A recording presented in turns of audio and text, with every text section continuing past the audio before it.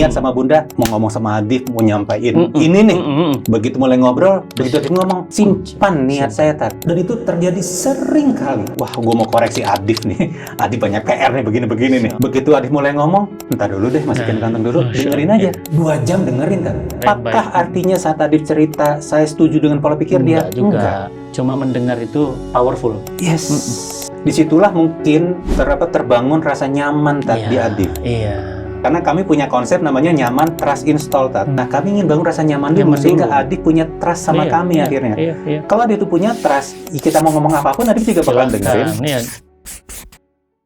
Assalamualaikum warahmatullahi wabarakatuh, teman-teman semuanya, sahabat cinta Quran. Alhamdulillah, setiap waktu, setiap saat, kita selalu di podcast Cerita WFK menghadirkan tokoh-tokoh yang menginspirasi. Dan untuk kali ini edisi sambungan dan spesial bersama Coach Indra Noveldi. Masya Allah, Coach. Terima kasih kemarin sama Ibu, ya sama Umu, menarik banget. Tapi ini extend. Karena obrolan yang sebelumnya itu menarik banget, terutama tentang Adif. Dan hari ini ada Adifnya. Adif ya. Masya Allah. Alhamdulillah. Selamat datang, Adif. Terima kasih, Ustaz. Nggak nyangka lebih gede dari ayahnya, lebih ganteng juga. Masya Allah, luar biasa. Cuma kan banyak yang lihat hari ini, tapi proses panjangnya, nah ini yang mau kita explore. Teman-teman, bagi yang belum nonton sebelumnya, ditonton dulu. Sehingga nanti bisa nyambung obrolannya. Kita hari ini edisinya edisi laki-laki. Jadi ini edisi cowok banget. Father and son. Father and son ya. Gak ada ibu-ibunya. Jadi kita ngobrol hari ini untuk menginspirasi para ayah. Karena justru hari ini ayah tidak bicara. Ayah nggak ngobrol. Dan kalau ngobrol sama anak, jawabannya template. Iya, oke. Gitu terserah, gitu deh. Coach, bisa diceritakan dulu sebelumnya, mungkin teman-teman banyak yang belum paham. Apa yang sedang diperjuangkan bersama Adif hari ini menuju kesembuhan, menuju bisa begini. Bahkan saya dapat kabar lagi ikut inkubator bisnis. Wah, menarik banget. Tapi kan orang melihatnya hari ini, wow, bisa begini. Tapi kan proses panjang dari mulai awal. Nah, itu yang banyak belum tahu. Dan apa yang dialami oleh Adif? Iya, Adif ini boleh dibilang mungkin collateral damage ya, Tat ya. Jadi korban yang apa sih korban dia? keadaan. Korban keadaan. Karena kan dulu saya sama bundanya kan sempat bermasalah pernikahannya. Iya. Cukup lama. Yang pernah cerita ya, 10 tahun lebih berproses. Karena kami berproses berarti kan energi, fokus semua kan untuk memperbaiki hubungan. Kesininya belum. Kesininya belum. Kami pikir baik-baik saja. Tapi ya ternyata kan itu cuma ilusi ya, Tat ya. Menurut kami baik-baik saja padahal enggak. Dan dalam berjalan waktu yang kami lihat adalah kok Adif tumbuh menjadi anak yang keras. Dan karena pembelajar. Kerasnya bagaimana? Nah ini karena pembelajar kan, Tat, cari tahu dong. Keras itu melawan, Tat. Ngebantah. Tantruman. Wih, sebagai orang yang suka belajar, wah anak gue bermasalah nih. Objek. Cari. Dulu kan internet belum ada kan? Iya. Ke Gramedia dong. Cari buku. Tahu nggak judulnya dicari? Temanya apa, Tat? Apa? Gimana cara menghadapi anak yang bermasalah? Anak yang ngelawan. Anak yang suka menantang. Jadi di mata kami yang bermasalah anaknya.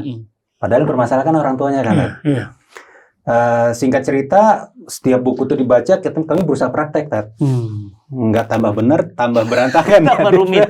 Tambah rumit, orang membaca situasinya aja udah salah. Iya, apalagi ngobatinnya.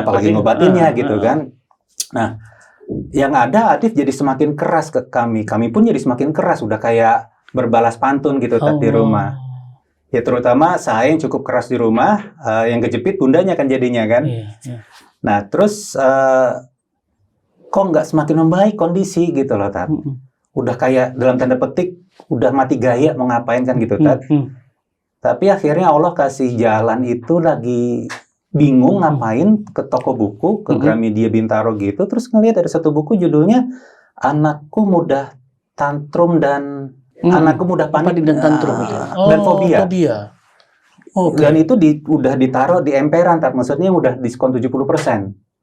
Buku nggak laku. Allah. Udah mau dibuang.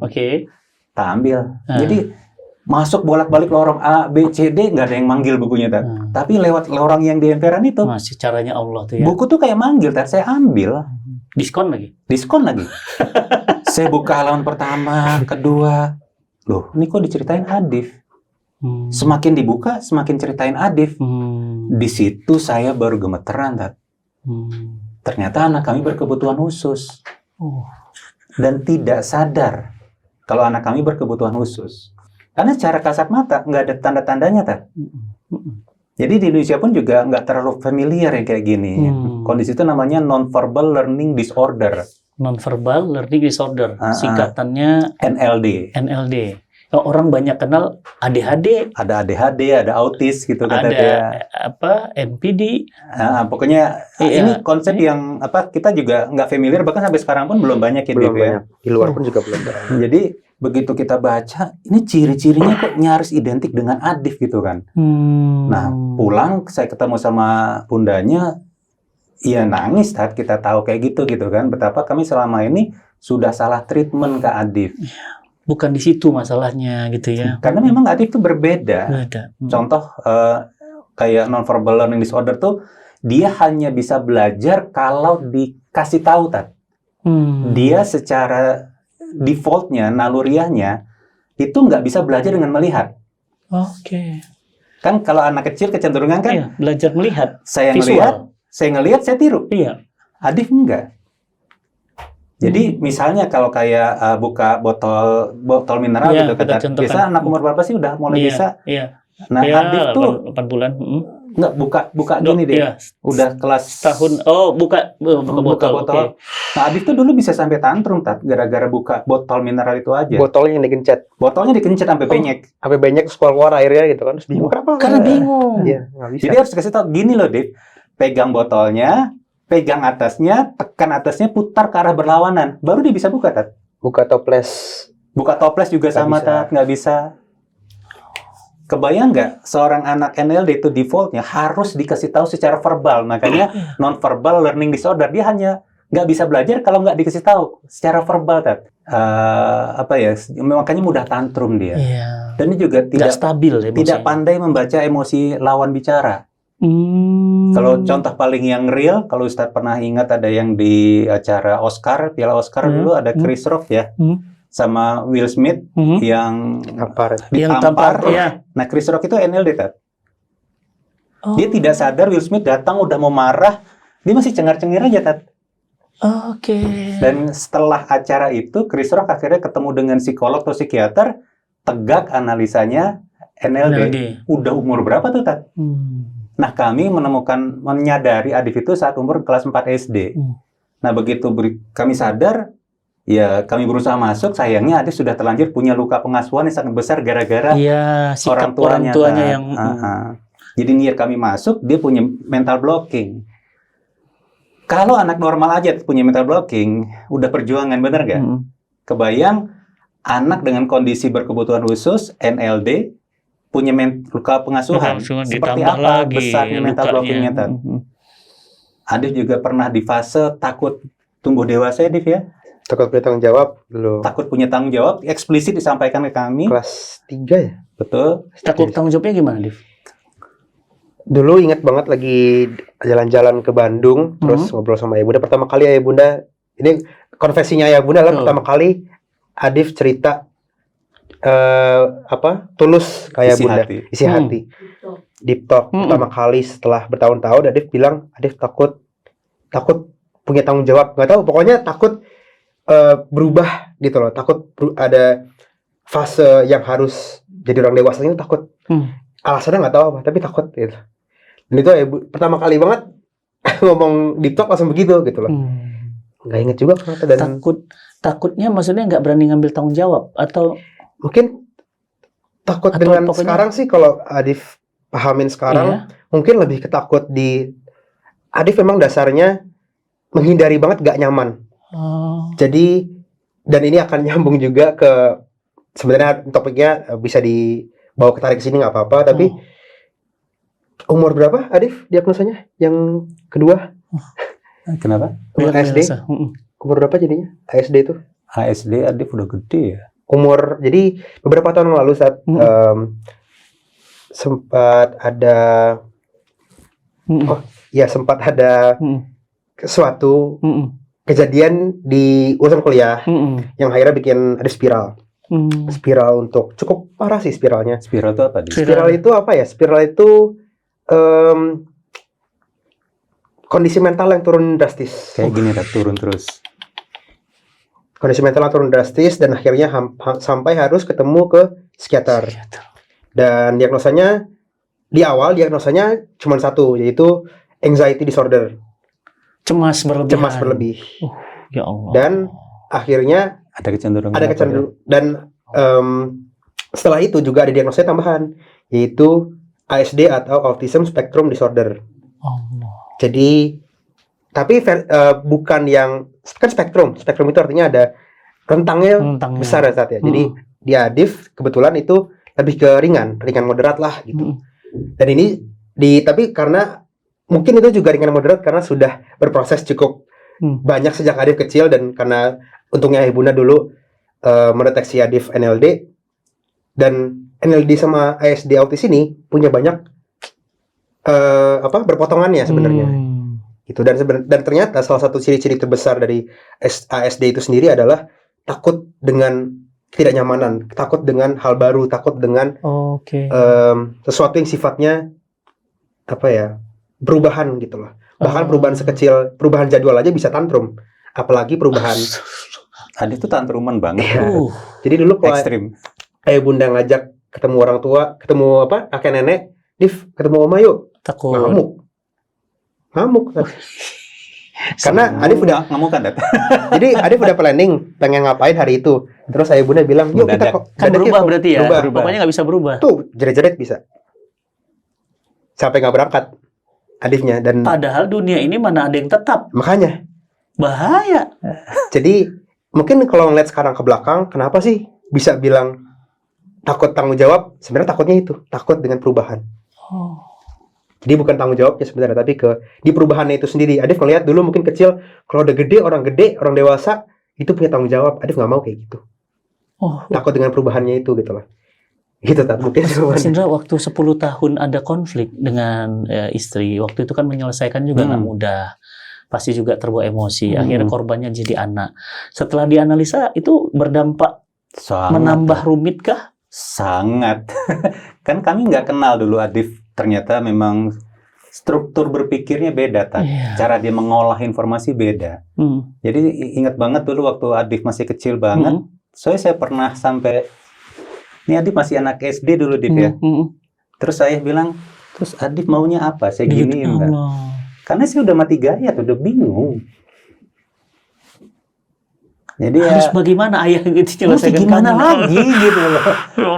Jadi sering banget dulu ngomong, Adif tuh sering ngomong, Ayah, Adif bingung. Komentarnya saya, Ayah bingung kenapa kamu bingung. Ayah bingung kenapa kamu bingung. Kamu mengada-ada ya? Coba, nggak ketemu dong. Bapak maksudnya apa? Anak maksudnya, kamu kok jadi nyalahin aku? Aku mau, aduh. Betul. Nah, apa yang Adif rasakan waktu itu? Ya. Masih kecil seperti itu, aduh ya Allah. Ya itu memori yang mungkin juga karena udah lama dan mungkin caranya otak untuk melindungi diri sendiri, jadi udah banyak yang ini. Tapi yang pasti sih, yang Adif ingat sih di umur SMP masih ingat, dimana kayak kalau ngobrol sama bunda itu bisa berjam-jam, karena untuk sekedar bunda menyampaikan apa yang ayah pengen sampaikan ke Adif, kan bunda jadi mediator. Iya, jubirnya. Itu berjam-jam ngobrol tuh bisa 3 jam, 4 jam sampai keringetan, nangis, karena Adif nggak ngerti. Maksudnya apa? Itu seminggu bisa memahami sebuah konsep aja, itu perjuangan luar biasa kita ke Adif, terutama bundanya di belakang layar. Coach, setelah dicari referensi dalam, apa penyebabnya secara ilmiah? Waduh. Jadi pasti banyak yang nonton juga, jangan-jangan anak saya juga. Yang gini, Tan, mungkin saya nggak tahu secara ilmiahnya, cuman mungkin buat teman-teman yang sedang hamil, tolong dijaga suasana emosi kehamilan itu sebaik mungkin. Karena saat Adif dalam kandungan, kami sedang dalam masalah luar biasa antara ayah sama bundanya. Jadi stresnya bunda direct ke dia, Ustadz. Dan itu berpengaruh ternyata kepada Pertumbuhan otaknya. pertumbuhan otaknya. Oke. Jadi kalau dulu suka kasih nasihat, diseneng-senengin yang istri yang lagi hamil, itu dalam banget maknanya, Tat. Tapi kalau kita tarik lebih dalam lagi, make sure saat mau hamil, hubungan itu dalam situasi yang sangat bagus, Tat. Nah, biasanya di anak pertama, Tat, itu antara suami sama istri kan lagi fase apa sih? Belajar kenal, konsolidasi segala macam. Dan si istri seringkali stres. Nah, Adif adalah dampak dari kesalahan orang tuanya, dan kami mengambil tanggung jawab penuh untuk itu, Tat. Bahwa saya dan Bunda yang membuat Adif jadi kayak gini, kamilah yang harus bayar harganya lebih mahal, Tat. Saya bisa ngerasakan tuh teman-teman. Saya kadang-kadang ya memahami anak aja yang normal sehat gitu ya, maksudnya baik-baik saja, itu kadang-kadang kita susah memahami. Kalau ini kan dua hal yang anak juga susah memahami orang tua. Jadi ada dua POV yang berbeda. Unbelievable, Tat. Iya, nggak masuk. Yang ini kemana, yang ini kemana, nggak nyambung. Nah, Div, waktu masih kecil, tantrum-tantrum gitu, ada nggak perasaan pingin ngobrol ke ayah? Ya, aku juga nggak mau yang kayak gini gitu. Nggak jelas, kemudian nggak mau berubah. Mungkin kenanya Curhat malah gitu. ke benci diri sendiri sih, Tat, itu aja. Gue kayak Adif juga benci sama Adif gitu. Gue sering ngomong gitu ya. Karena apa ya? Kalau anak sendiri, aku pakai perspektif gini sih, Tat, sebenarnya. Anak kecil itu kan pemahamannya sangat minim. Iya. Jangankan pemahaman tentang dunia luar, tentang diri sendiri aja mungkin dia belum paham. Iya. Itu anak kecil yang normal. Anak kecil suka ditanya, kamu sekarang merasa apa? Mikir apa? Suka tahu. Apalagi anak yang kondisinya kayak Adif dulu gitu loh. Jadi sebenarnya lebih ke banyak bingung, yang bingung jadi amarah gitu. Kayak kenapa sih Adif kayak gini? Itu sebenarnya lebih ke mempertanyakan jadinya. Mempertanyakan kenapa sih Adif kayak gini? Kenapa sih Adif kayak gini aja nggak bisa? Kenapa sih Adif salah terus? Jadi pas disalahin, ditegur sama orang tua, ditegur sama ayah bunda, diajak ngobrol apa, topiknya itu lagi. Karena emang salahnya itu lagi kan. Tapi jadinya mempertanyakan, kok Adif emang segini banget sih? Apakah kekurangannya tuh? Akhirnya dia malah nyalahin dirinya sendiri. Yes, dan akhirnya kena ke self hatrednya kuat. Jadi minder, jadi dulu kan mucil. Adif dibullying sejak SD, Adif ya. Kelas 2. Iya, saya juga pengen tahu ketika berinteraksi dengan teman-teman. Kalau ini kan orang tua ya, lebih secure lah orang tua dengan teman. Kadang-kadang ada perubahan teman, ada ini gimana dong? Cukup ekstrim sih dulu pas SD, karena kondisi itu tadi NLD dan ASD-nya itu, autisnya itu, ada nggak bisa memahami niatan orang, nada orang, intonasi orang, raut wajah orang, semua tuh nggak bisa. Kayak orangnya itu bercanda, dikiranya nyerang personal.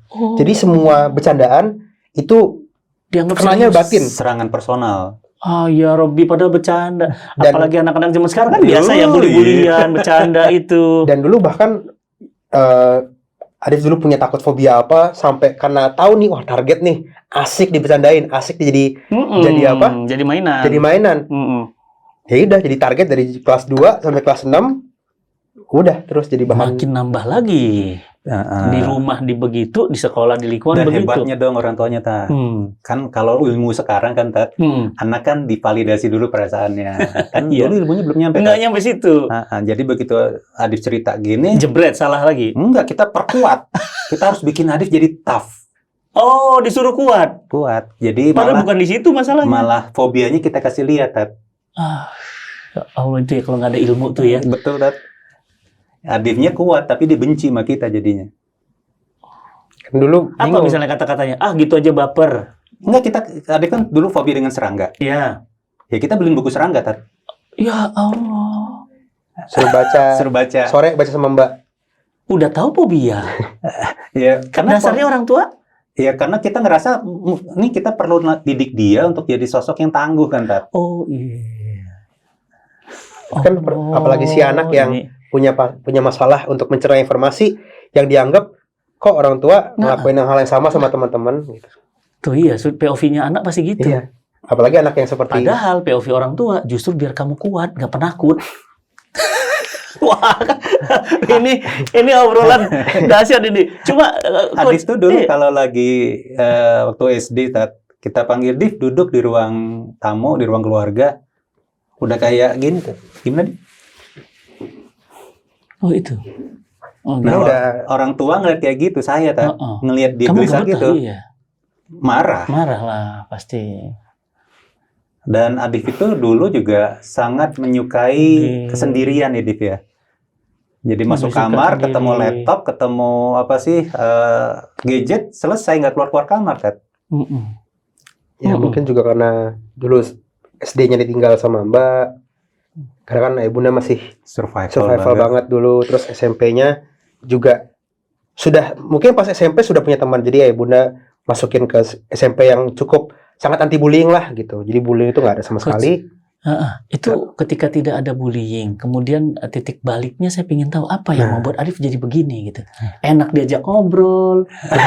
Ustadz boleh bully nggak sekarang? Boleh kan, boleh. Udah nggak ada yang masuk lah. Udah bahal ya.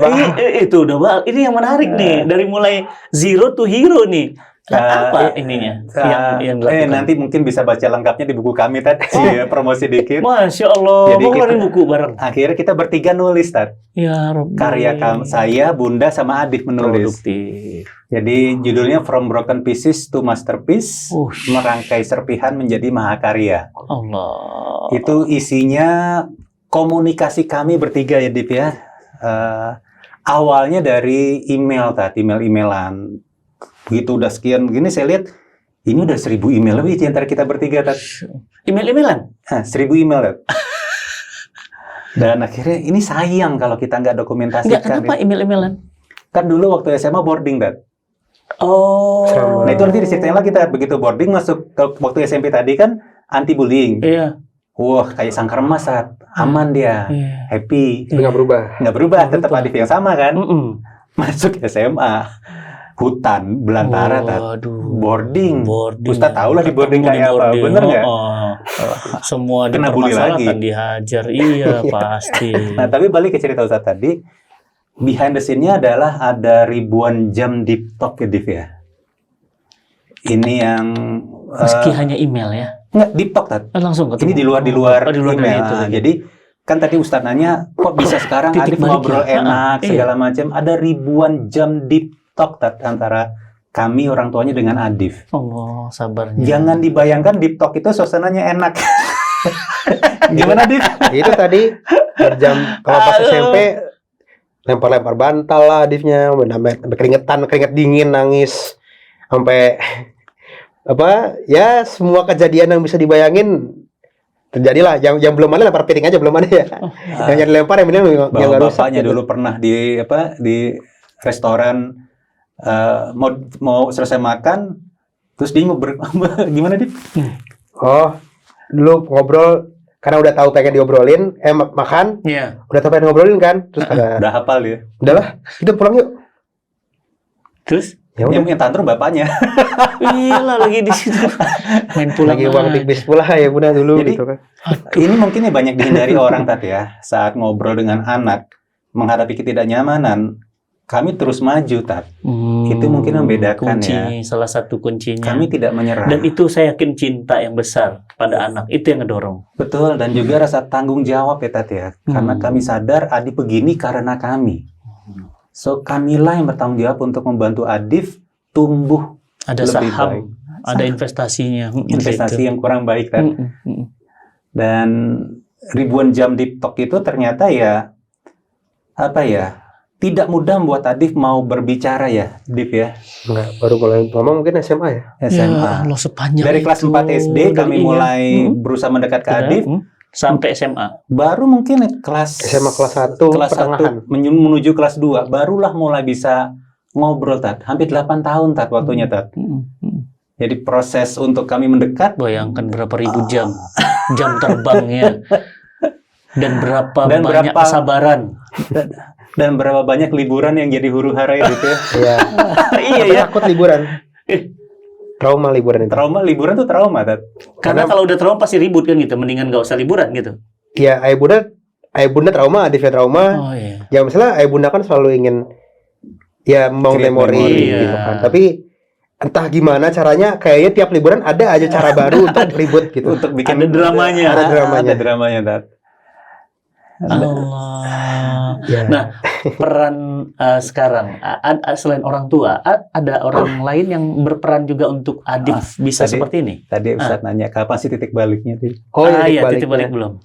Titik baliknya itu seperti tadi Ayah udah bilang juga, kan masuk SMA, Iya. asrama. Hah.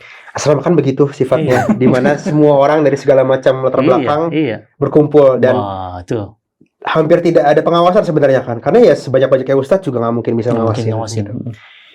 Ya kejadian yang SD terulang lagi sebenarnya dan lebih parah karena namanya anak SMA kan, bercandaan begitu, Brutal, Tat. brutal. Iya, brutal.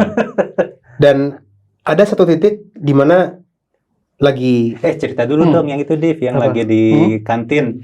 itu tapi setelah Oh, setelah itu ya? setelah itu Oke, yang setelah. SMA dulu. Oke. kan orangnya teman-teman nonton bully. nggak apa-apa tahu kok dia. Nah, teman kok teman. Oke, yang SMA dulu terus. Yang SMA ini Hah? ya intinya ada satu titik di mana mikir, kan orang-orang sering bilang masa SMA tuh masa keemasan, masa golden years-nya seorang tuh Iya, di masa SMA, iya. masa-masa ininya. Terus mikir, udah sekitar 3 bulan 4 bulan, masa iya sih mau 3 tahun kayak gini gitu. Jadi dibullying lagi, Tat, waktu masuk SMA. Jadi dibully dan akhirnya sampai di titik entah gimana caranya sampai cukup parah sampai mikir kayak gitu karena sendirian di kamar malam-malam, di mana malam-malam biasanya orang pada ngobrol, pada ini aku sendirian. Jadi lebih ke apa ya, dapat hikmahnya itu gara-gara justru dijatuhkan dulu baru kena hikmahnya gitu. Dan di momen itulah dimana akhirnya Adif ngebuka diri kayak Bunda karena nggak ada siapa-siapa gitu loh. Tempat bicara. Mau lari ke siapa? Iya. Mau lari ke Ustadz juga. Ustadz Iya. juga bisa bantuin seberapa juga. Mm-mm. Teman juga nggak punya dulu. Iya. Belum ada teman buat curhat. Akhirnya tanda kutip terpaksa larinya ke Ayah Bunda. Dan kebetulan juga Ayah Bunda sudah 8 tahun membangun track record bahwa Ayah Bunda siap loh bantu Adif. Masya Allah. Jadi seperti Ayah Bunda seperti kejatuhan duren, tapi Ayah Bunda udah siap nerima durennya. Karena Adifnya lari saat Ayah Bunda udah ready. Ayah Iya. Bunda udah siap, udah mempersiapkan apa ya? Mentalnya semuanya. iya. Ilmunya, mempersiapkan pengalamannya, udah pokoknya Ayah Bunda benar-benar mempersiapkan diri Ayah Bunda untuk akhirnya satu hari Adif akan lari ke Ayah Bunda. Dan ya itu mungkin keberuntungan yang tersembunyi dari Keberuntungan untuk mendapatkan orang yang siap. iya, dia orang yang siap. Jadi sebenarnya kalau dibilang apakah ini tiba-tiba ada yang suka nanya turning point-nya di mana sih, titik baliknya Iya, apa? iya. Ya mungkin bisa dibilang itu. Tapi kan momen itu tidak akan datang, tidak akan bisa terjadi kalau misalnya Ayah Bunda nggak siap. Iya. Kalau seandainya Ayah Bunda nyerah di satu titik tengah-tengah, Udah. di pas SMP itu, terus Adif ketemu dengan masalah yang sama, Meledak makin masalah baru. Tambah. terus Adif nggak punya tempat untuk Nah, lari, itu. nggak akan bisa nangkep. Dan itu yang terjadi di banyak orang. Ya, nyerah. Nyerah. Give up udah. Dan kami menolak menurunkan Itu. standar, Tat. Nah, ini mungkin juga yang menarik, Tat. Kan kami tahu Adif berkebutuhan khusus nih. Iya. Kan kami punya mimpi lah, Adif tuh punya ya seginilah gitu Iya. kan. Kami ingin bantu Adif tumbuh sampai segini. Begitu Adif akhirnya kami tahu berkebutuhan khusus, kami tidak nurunin standar kami, Tat. Tidak menurunkan mimpi kami. Kalau orang lain kan titik startnya di sini kan, Tat. Iya. Adif kan di sini. Minus. Jauh dia minus. Kami tidak menurunkan ini, Tat.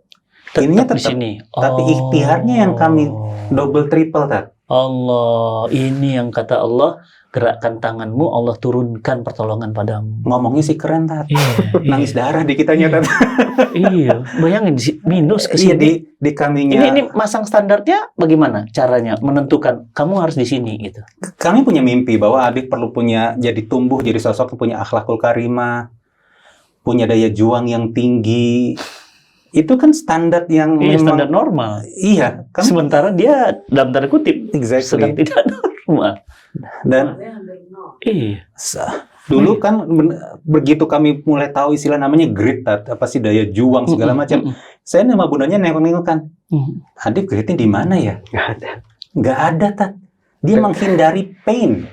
Kenyamanan, perubahan semua. Semua hal yang mengajak dia tumbuh, dia hindari, Tat. Kebayang nggak rasanya gimana? Allah. Dan dia punya konsep self yang sangat rendah ya. Ya, benci diri sendiri. Benci diri sendiri.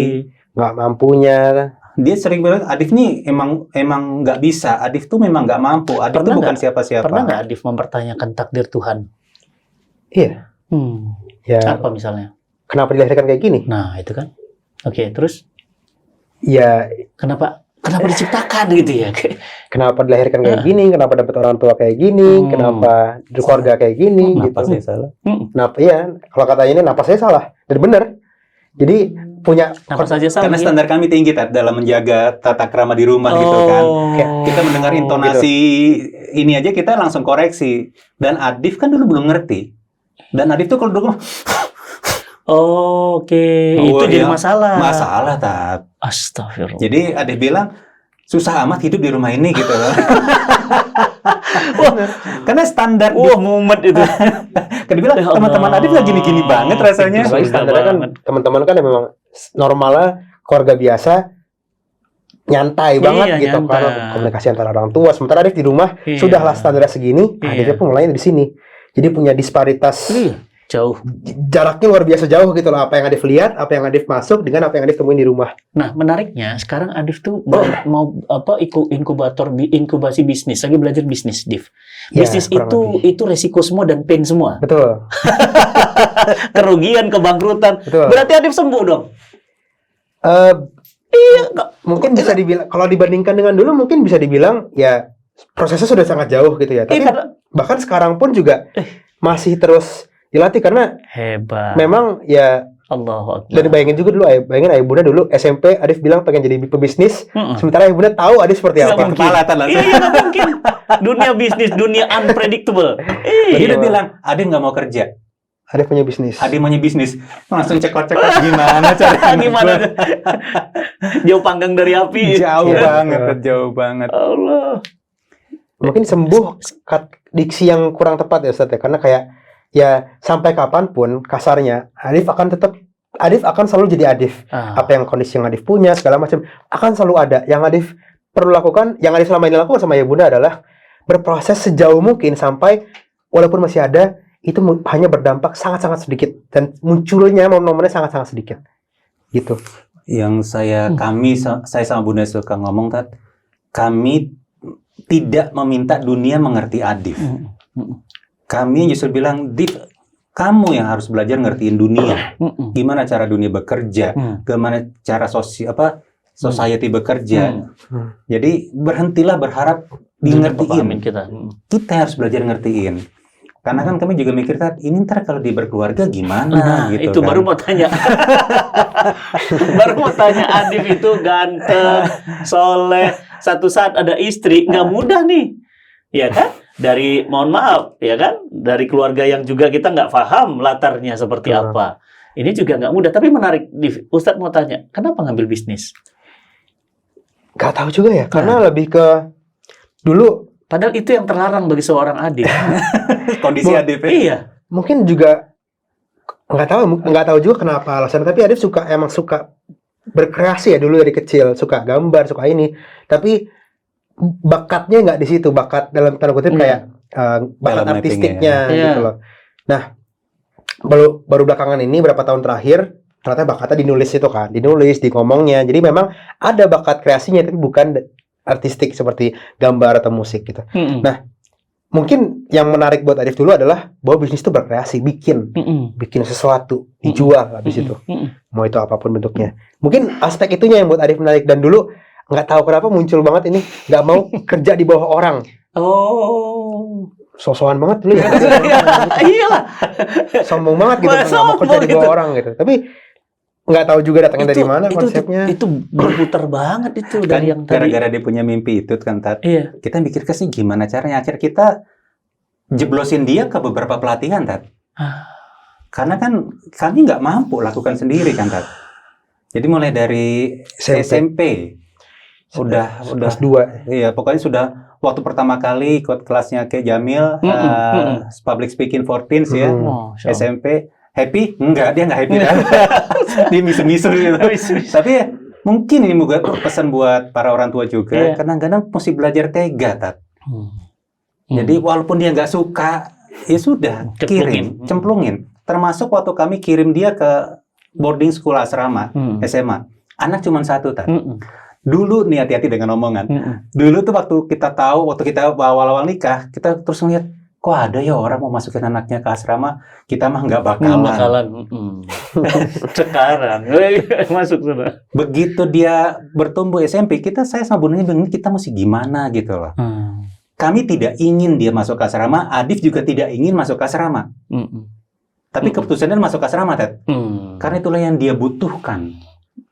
Dan butuh waktu berbulan-bulan untuk melobi Adif mau masuk ke asrama. Dan itu nggak mudah. Itu yang dia nggak suka dan itu berbahaya dampak ke mentalnya kan? Exactly. Tapi malah diceblosin oleh bapaknya. Nah, coba versi Adif. Itu keputusan yang Adif sesali atau gimana, Adif? Kalau pas proses masuknya sih sampai masuk pun masih nolak sebenarnya. Pasti. Oke. Jadi masih masuk tuh masih kayak beneran di asrama ya gitu. Masih punya pertarungan batin pas masuk itu kan. Jadi pastinya apalagi ya dulu tuh SMP rata-rata teman-teman Adif dulu masuknya ke sekolah yang sama. Jadi karena walaupun nggak ada lanjutannya, gitu kan. nggak ada lanjutannya, tapi ada sekolah yang satu yayasan. Orang ke situ semua. Pengen ke situ dong. Udah nyaman di SMP dong, nggak ada bullying, teman-teman deket banyak. Pengen ikut. Bunda bilang nggak mau, pokoknya harus asrama. Nggak ada pilihan lain antara itu atau Tarnus. Taruna Nusantara. Pilihannya antara asrama yang dekat rumah atau Tarnus. Dan udah pernah diajak lagi jalan-jalan. Nggak sengaja, Tat. Lagi jalan-jalan, lagi road trip pakai mobil. Kita lagi makan siang. Nunjukin. Sebenarnya Tarnus. Terus kita lihat ke depan Tarnus. Di ke Tarnus gitu. Pucat langsung.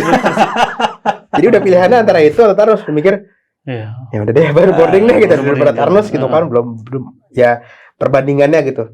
Dan akhirnya untungnya karena ada momen titik balik itu dan juga prosesnya cukup panjang, bisa enjoy. Dan kalau bisa dibilang ya kalau harus ngambil keputusan itu lagi, ada kan Adif ambil karena Adif yakin sih bakal sangat banyak hal yang Adif butuhkan saat di fase itu yang tidak akan bisa didapatkan dengan cara lain gitu loh. Dengan hidup bareng sama orang, menghadapi konflik, dan gimana caranya menghadapi konflik dengan orang terus orangnya sekamar dan tinggal bareng, hidup bareng sama dia. Itu kan untuk orang kayak Adif gitu loh, itu perjuangan luar biasa, pengalaman yang sangat-sangat berharga gitu untuk social skill-nya, terus emotional quotient-nya, kemampuan kecerdasan emosionalnya itu nggak akan bisa didapatkan kalau Adif sekolah biasa pasti. Saya yakin menghadapi Adif, suami istri, coach dan istri pasti ada pasang surut. Siapa yang lebih sering surut?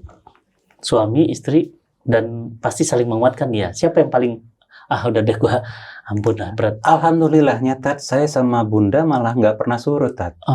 Cuman kalau mati gaya sering, Tat. Lu mesti ngapain lagi gitu, mesti gimana lagi gitu loh, Tat. Nah, beruntungnya kami punya, Allah berikan banyak guru-guru ya, Tat ya. Termasuk juga waktu itu sempat hadir di bedah bukunya Ustadz Andre Raditya yang rezeki level 9. Waktu di situ tuh saya dengerin, waktu saya lupa di rezeki yang level berapa, terus saya nangis, Tat. Karena di situ Ustadz Andre ngomong, jangan sampai gara-gara dosa orang tuanya, anak Anda yang harus menanggung dampaknya. Terus saya nangis, Tat. Karena saat itu Adif sudah masuk ke asrama dan sedang kena bully. Wah, saya langsung sholat taubat, Tat. Saya ngerasa nih gara-gara dosa bapaknya nih, kurang ilmu bapaknya. Dulu waktu Adif masih di dalam kehamilan, Adif waktu balita segala macam. Ini poin nih penting. Hari ini Bapak banyak yang nggak merasa punya kesalahan. Hari ini Bapak merasa aku yang Bapak benar, kamu salah, kamu dan ini kami pun juga sudah sangat sering meminta maaf ke Adif. Boleh di cross check ke Adif gitu loh, bahwa bukan cuma sekali, Tat. Berapa kali? Totalnya mah nggak tahu berapa kali. Sudah puluhan ratusan kali. Minta maaf. Minta maaf. Dengan berbagai cara gitu loh, Tat. Jadi, kalau boleh dibilang gimana sih cara untuk bersihin luka pengasuhan? Minta maaf. Dan perbaiki, hadapi. Dan itu bukan hal yang indah untuk dilakukan, Tat. Maksudnya gini, ngomong teori mah gampang, Tat. Tapi kalau milih, ya kami lakukan udah. Entah lewat email, entah ngomong secara langsung. Dan kami tidak pakai ego dalam prosesnya. Benar nggak sih? Ini ada saksinya langsung. Ya, kami lebih buang ego kami. Yang penting anak kami bisa bertumbuh, itu sih, Tat. Dan banyak orang tua di luar sana, saya nggak tahu ya, tapi kami karena profesi juga sebagai konsultan pernikahan, itu sering banget ngelihat orang tua jadi overkompensasi ke anak, Tat, gara-gara ngerasa bersalah. Iya. Kalau kami enggak, walaupun kami tahu kami punya salah, kami tidak overkompensasi ke Adif. Itu tadi standarnya nggak diturunin. Iya, orang lain mungkin ya udahlah, yang penting dia, anaknya begini. yang penting dia nggak ngamuk sama kita, udah bagus. Itu udah bagus. Yang penting dia masuk tinggal di rumah nggak. Jadi udah jangan apa-apa. turunkan standarnya. Enggak, lo akhlak di rumah tetap segini, Tif. Walaupun lo benci sama kami, karena dia pernah di fase benci sama orang tuanya, kan, Tat? Iya. Standar itu nggak pernah diturunin, Tat. Pelajaran buat kita. Nah, pertanyaannya waktu Adif setelah SMA itu ngelanjut kuliah. Lanjut kuliah. Kuliah di Prasetya Mulia. ambil apa? Ambil bisnis. Tuh. Oh, jadi Tetap. oke. Justru Itu di kuliah udah mulai terasa lebih. Sudah jauh ya, jauh banget sih. Kalau dibandingin awal masuk SMA sama selesai SMA dan masuk kuliah udah ya justru malah perkembangan paling besarnya pas SMA, karena ya ada email-emailan itu, Tat. ada titik baliknya, ada banyak pengalaman unik yang dilewatin pas SMA, yang dimana Adif benar-benar berubah besarnya sih SMA. Yang pertumbuhan juga pastinya kuliah juga banyak, setelah kuliah pun juga sekarang juga banyak. Tapi kalau dari segi skala paling besar pasti SMA. Dan itu ya pas masuk kuliah juga dipaksa ya. Bilangnya pengen langsung bisnis soalnya, nggak mau kuliah. Udah pernah nyobain bisnis? Sudah. Apa? Jualan. Apa tuh? Pas cuti, karena sempat cuti jualan makanan, pernah jualan dua kali jualan makanan. Nggak berhasil karena baru sadar bisnis makanan sangat luar biasa perjuangannya. Ketika nggak berhasil itu kan gagal, itu kan perubahan. Itu gimana? Oke, aman-aman aja secara mental. Mungkin lebih ke justru nggak tantrum ya? Tantrum sih enggak ya. Dulu jarang tantrum sih kuliah. Tantrum sih udah enggak. Kayak marah-marah tantrum pas masa SMA, kuliah tuh udah jauh berkurang lah. Tapi lebih ke yang jadi tantangan selanjutnya adalah konsistensi karena kesulitan di NLD dan ASD itu juga adalah kestabilan, bukan cuma sekedar emosi, tapi kestabilan semuanya. Semuanya nggak stabil jadwal. Jadi perubahannya nggak suka, tapi stabil juga susah. Gimana? Kalau bisnis itu kan perlu istiqomah luar biasa kan? Iya. Terstruktur, sistematis. Itu semuanya dia nggak punya. Iya. Energi dia tuh kayak balap, kalau mobil balap itu drag race dia. Betul. Dia cuma bisa shoot gitu. Habis udah. Sementara bisnis panjang. Gimana nggak stres bapaknya, Tat? Tapi luar biasa ini. Ya Allah, bisa sejauh ini perjalanannya, dan alhamdulillah ya. Coach, teman-teman banyak yang DM saya, banyak yang tanya saya, makanya saya pingin banget ini dihadirkan supaya yang nonton ini kemudian jadi inspirasi dan juga bisa tahu tipsnya. Bisa dikasih runtutan nggak apa yang harus dilakukan? Dengan bahasa yang sederhana yang dilakukan, sehingga di rumah teman-teman ketika ini share, klik share, sebarkan. Ini versi saya, abis itu mungkin versi Adif kali ya. Iya, karena dua versi yang berbeda. Versi orang tua. Ini versi ayah lagi. Versi ayah. Yang pertama memang sebisa mungkin selesaikan dulu urusan sama pasangan, Tat. Karena kalau itu belum kelar, gimana bisa fokus kepada anak? Tuh, sepakat banget. Itu yang sering saya bilang kemana-mana. Akan sebelum parenting ada namanya coupling. Beresin dulu. Nah, begitu beres, serendah-rendahnya energi kami masih punya teman cerita kan, Tat? Kita mesti gimana nih gitu loh. Kalau ini bermasalah mau cerita gimana? Betul, yang ada malah disalah-salahin gitu kan. Itu yang pertama, beresin dulu urusan sama itu. Kenapa? Teamwork dengan pasangan. Terus yang kedua ya membuka jangan sombong gitu loh, Tat. Ngerasa udah benar. Ya beruntungnya walaupun secara Steven ini si ngerasa paling pintar gitu kan, thinking masih bersedia untuk nerima inputan baru gitu kan, Tat. Open mind dan berani ngaku salah sih, Tat. Jadi kalau disederhanain itu sih poin-poinnya, Tat. Beresin urusan sama pasangan, jangan nutup diri, berani open mind, berani ngaku salah. Terus yang paling penting ini, Tat, coba lagi tambah ilmu, coba lagi, tambah ilmu, coba lagi, tambah ilmu. Masya Allah. Karena nggak ada cara lain, Tat. Versi kami ya, nggak ada cara lain, Tat. Secara manusiawinya ya. Secara manusiawinya. Dan tentunya yang paling penting adalah akan berharap ada cara Allah ngebukain jalan itu, Masya Allah, Tat. itu tawakalnya. Sering banget kejadian mbah piye carane, Iya itu. ada aja jalan gitu lah, Tat. Tapi kalau kami berhenti berharap, ya selesai kan, Tat. Terus yang berikutnya lagi, kalau boleh ditambahkan adalah hadapi pain-nya, Tat. Kebanyakan orang tua menghindari pain. Iya, lari, nyerah, udahan. Begitu ketemu anak yang menolak membukain hati, berhenti. Kami enggak, Tat. Alhamdulillah, Allah. Bahkan sekarang nih, sebelum Adit berangkat ke kota yang sekarang Adit tinggal, kami tuh punya rutin minimal sebulan sekali ke nongkrong di kafe, bertiga, itu bisa menghabiskan 3-4 jam ya, Div ya, untuk detox. Masya Allah. Rutin, Tat. Rutin. Masya Allah. Dan kenapa nggak ngobrol di rumah? Ya kami sengaja keluar, Tat. Untuk bisa nggak terdistraksi ya, nggak ada gangguan. Nah, sering banget momen detox ini, disitulah, nah ini PR-nya, Tat. Belajar mendengar. Jangan nasehatin. Betul banget. Ini jangan jadi mama dedeh di rumah. Saya tuh, saya sering, Tat. Udah ayah kan gitu. Udah ibu apalagi. Udah niat sama Bunda mau ngomong sama Adif, mau nyampain ini nih. Begitu mulai ngobrol, begitu Adif ngomong, saya lebih banyak mendengar. Saya simpan niat saya, Tat. Dan itu terjadi sering kali. Udah niat nih, wah gue mau koreksi Adif nih. Adif banyak PR nih, begini-begini nih. Begitu Adif mulai ngomong, entar dulu deh, masukin kantong dulu, dengerin aja. 2 jam dengerin, Tat. Jadi pendengar yang baik. Apakah artinya saat Adif cerita, saya setuju dengan pola pikir dia? Enggak. Cuma mendengar itu powerful. Yes. Jadi disitulah mungkin terbangun rasa nyaman, Tat, di Adif. Iya. Karena kami punya konsep namanya nyaman trust install, Tat. Kalau kita sudah ingin mengkoreksi, itu namanya fasenya install. Nah, kami ingin bangun rasa nyaman dulu, sehingga Adif punya trust sama kami akhirnya. Kalau Adif itu punya trust, kita mau ngomong apapun, Adif juga bakal dengerin. Iya. Jadi bestie. Nah, kebanyakan orang tua tuh nggak berani jalani proses ini, Tat. Atau terlalu, kalah sama anak. Ya, akhirnya rasa nyaman itu diterjemahkan, apapun maunya anak, diikutin. Yang penting dia senang. Nggak gitu kalau versi kami gitu loh, Tat.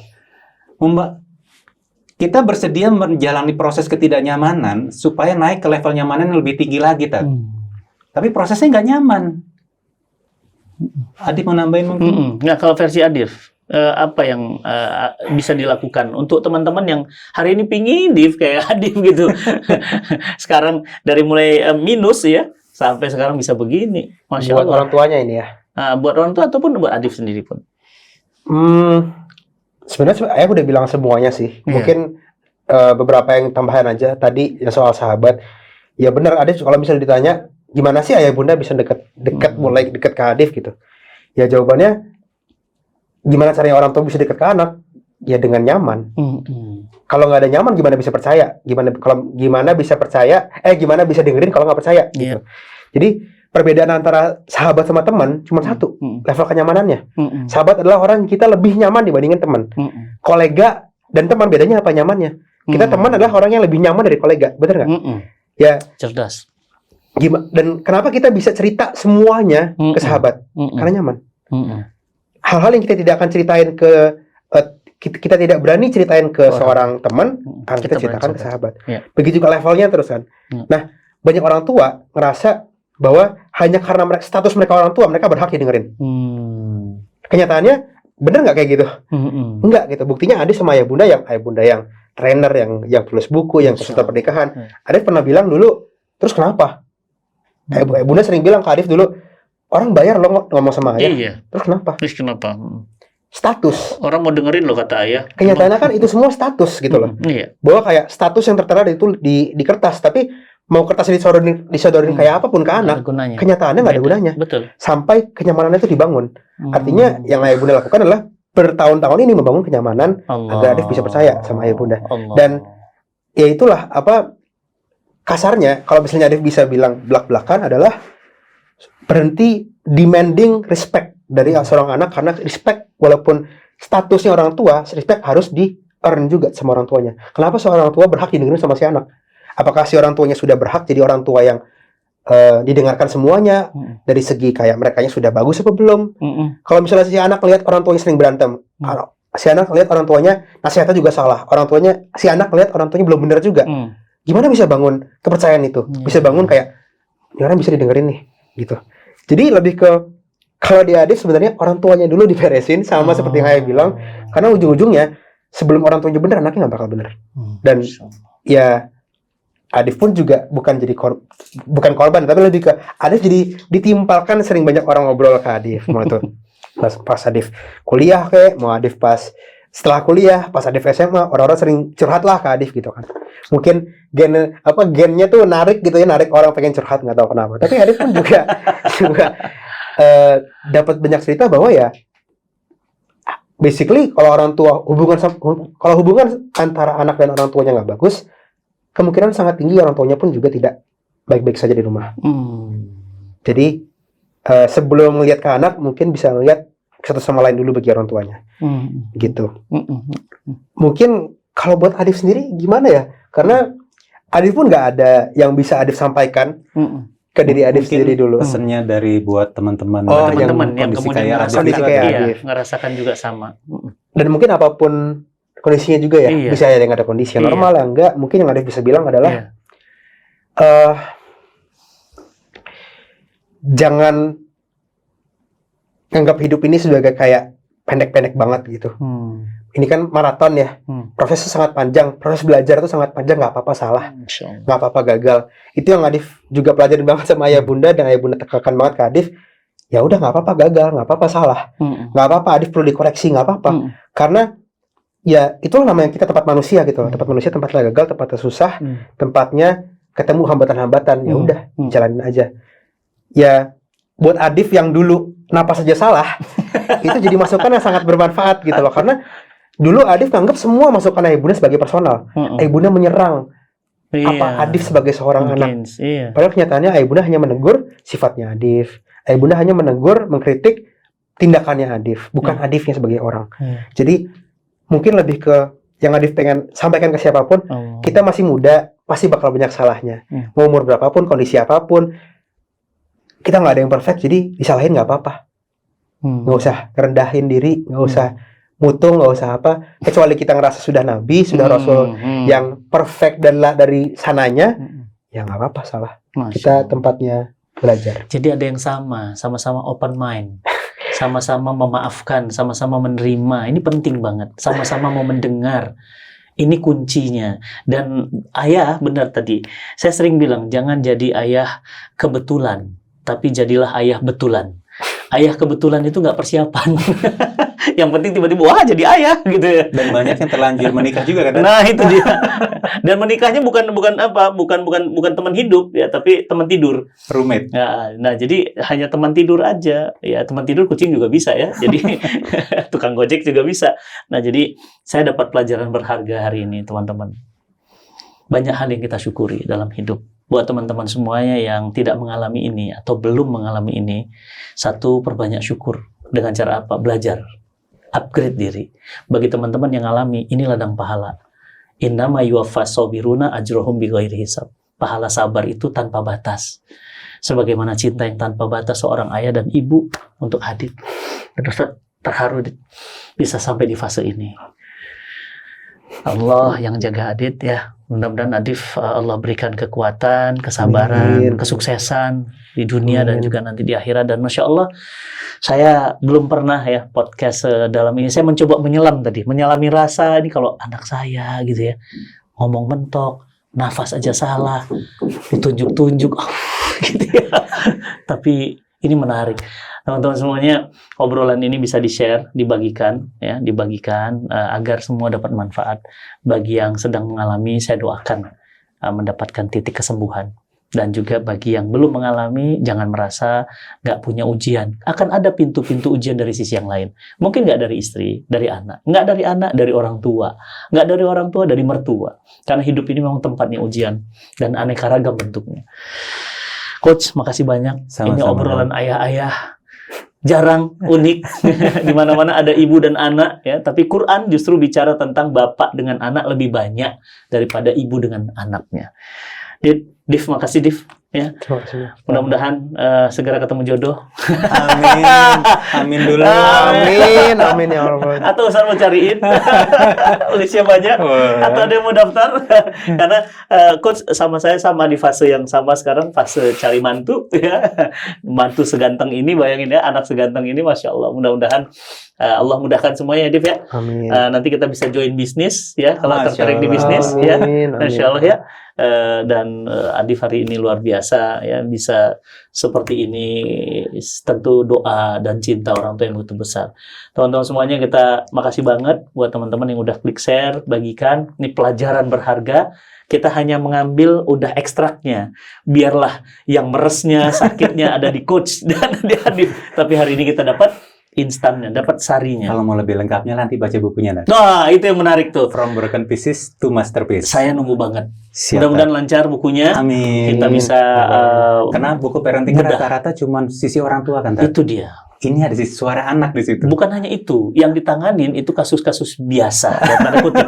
Kalau ini kasus luar biasa. Ini jampitsus. Ups. Ini jampitsus ya. Ini problem khusus ya, bukan problem luar biasa. Makasih coach. Sama-sama, Tat. Adif, makasih ya Adif. Makasih, Coach. Ya Allah, makasih teman-teman semuanya. Sampai ketemu lagi di episode berikutnya. Assalamualaikum warahmatullahi wabarakatuh. Waalaikumsalam.